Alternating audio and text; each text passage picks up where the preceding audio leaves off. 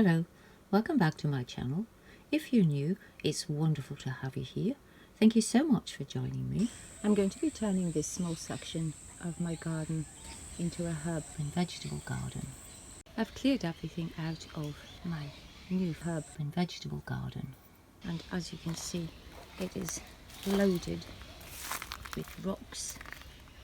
So what I've done is I've started clearing this section by picking up all the rocks so that I've got something to plant in.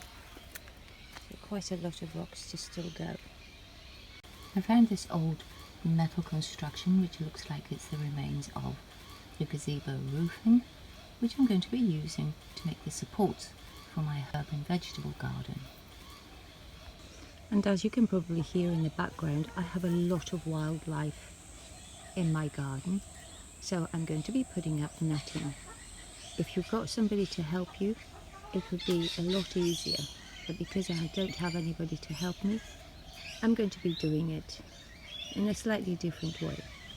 Normally, you'd put your posts in first by digging your holes and then connecting it all together, but I'm actually going to be putting the posts in last once I've connected all my poles together.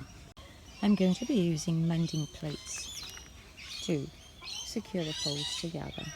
These are the pieces of hardware that I'm going to be using. So I've got a little L bracket and I'm going to need 4 of those. I've got some T plates and some L plates and just some straight mending plates. And I'm going to be using self-tapping screws for these as well. For my end pieces, I'm going to be using these flat L shapes to join the post and the top railing together. I've connected the corner pieces with the flat L, and now I'm going to be attaching the side piece but on the other side of the bracket. So I'm going to flip this over and then I'll work on the other side. I'm using the straight mending plates to join them together. I've got all my poles put together, so I've put another L bracket or flat L on this side, and there's one on the other side going like that, and this one is going upright, so it's going to be holding the horizontal pole like that. I'm just using my angle or set square, whatever you call it, so that I can mark where I need to put the holes on this side. Everywhere that I've put the joining plates on, I'm going to be using a 0.7mm wire, and I'm going to be wrapping it all the way along and up and along because I don't really trust these brackets and screws that much. So I'm starting it like that, flat here, and then I'm going to be going around and coming back so that that wire is covered. I've wrapped all the wire around here, and now I'm just taking it around that side to secure it there, and then I'm going to be coming up this one and then going back down and then attaching it in the corner here. So going up, I've made the wires a little bit wide apart so that when I can come around, I'm going to be putting it in between the gap and then going down. I've got it all wired up, and now I've cut the wire off, and I'm going to be threading it up underneath these ones. To connect the center pole, which is the horizontal one that's going to go up, I'm using one of these L brackets, and I'm attaching the horizontal one to that. To make the decorative pieces for my bird net cover, I've got this irrigation tubing, which is a 4mm pipe, and I'm going to be using a 1.57 galvanized tie wire, and all I'm going to be doing is cutting 35 centimeters of this tubing. I've cut my 35 centimeters of tubing, and now I'm just taking the galvanized wire and I'm just threading that through the tube so it pokes out the other side. And I've got a tiny little round nose pliers like this, and I'm placing it right at the end like that, without anything coming at the top, and then just rotate your pliers. When you can't go any further, go back and rotate it a bit more, so you get a little loop like that. And now I'm just pushing the tubing right to the end, and now we can start making our little decoration by just curling the wire. So I'm just holding it like that and then just turning it.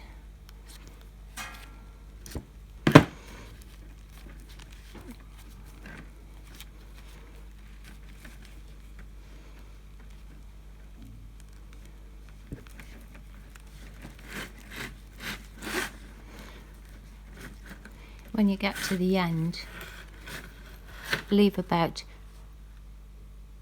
1.5 centimeters of wire sticking out the end, and then just cut it off there.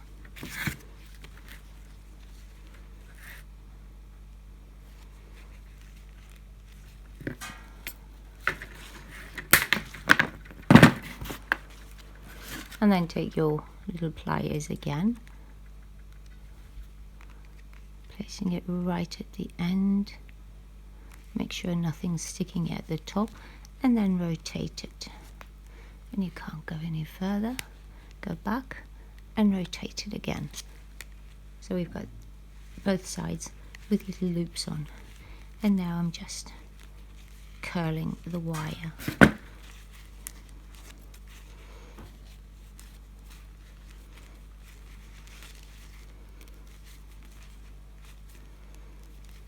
And I'm making 6 pieces just like that.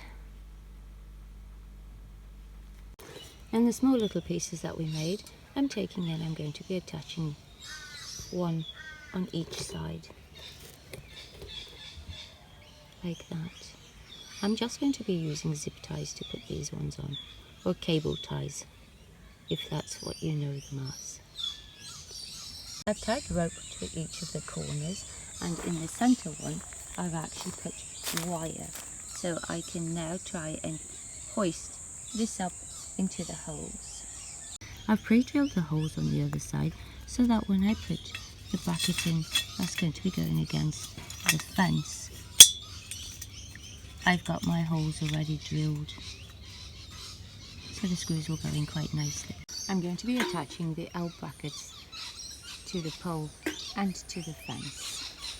I managed to get it up, but now it's started to pour with rain, so I'll only be doing this a month left tomorrow.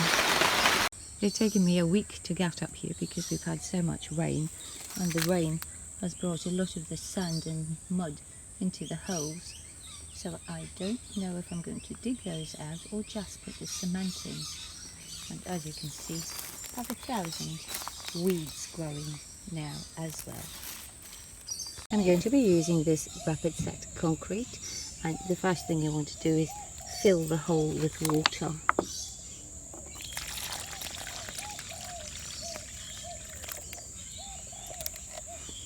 So it's pretty nice and full, and now you can put your concrete in. I'm going to be using my high pressure water cleaner to give all the bricks a bit of a clean.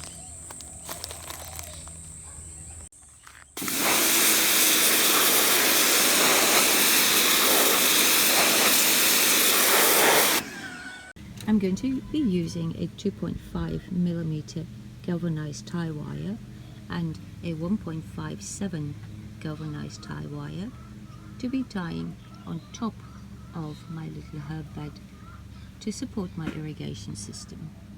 I bought this small little watering system off Temu, and it's just one of those little self-dripping. Got some instructions in it and all the connections. I bought a 10-meter pipe, and it's got 10 little connectors to it as well, and then the tap connector.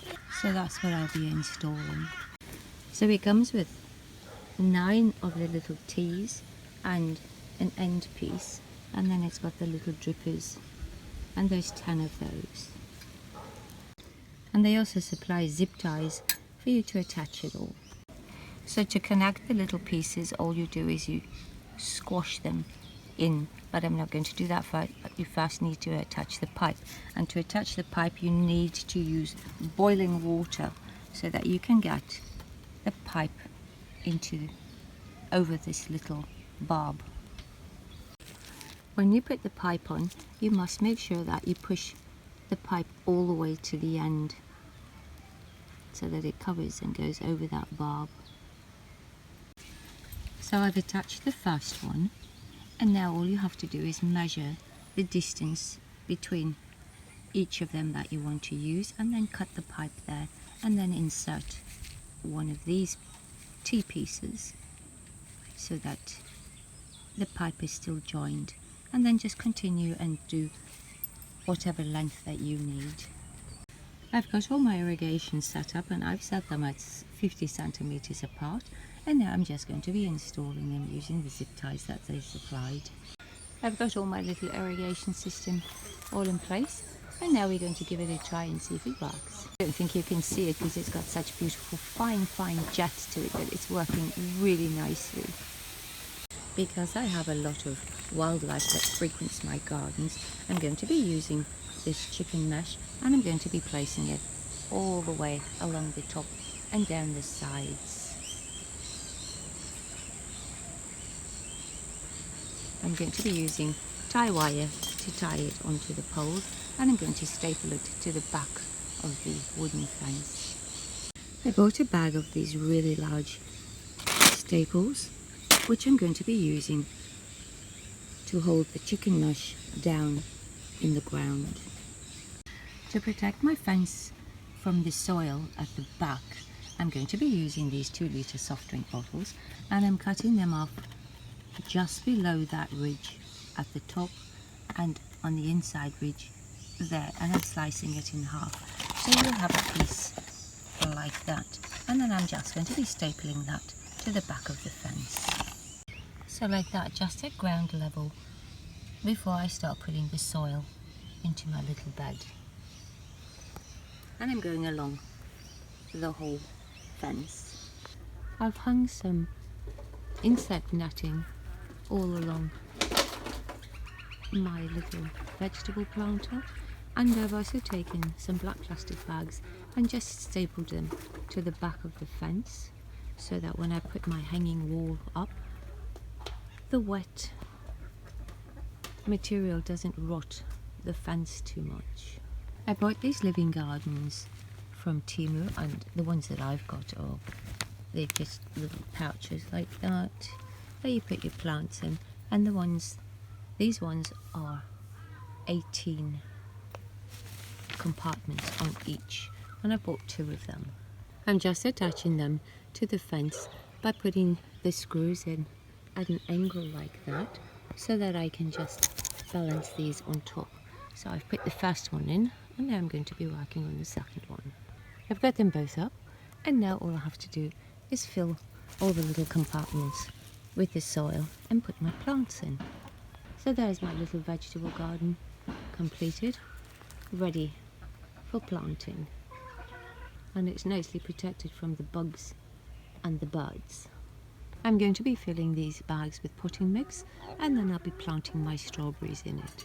And where I've got the mesh on the side here, I'll be planting my sweet peas, but I'm not actually going to be showing you the planting or the after, because it's going to take quite a long time to do all the planting and to a stage where they've actually grown a little bit. If you found this video helpful or you enjoyed it, please give it a thumbs up. Really appreciate it if you would subscribe. Thank you so much for watching.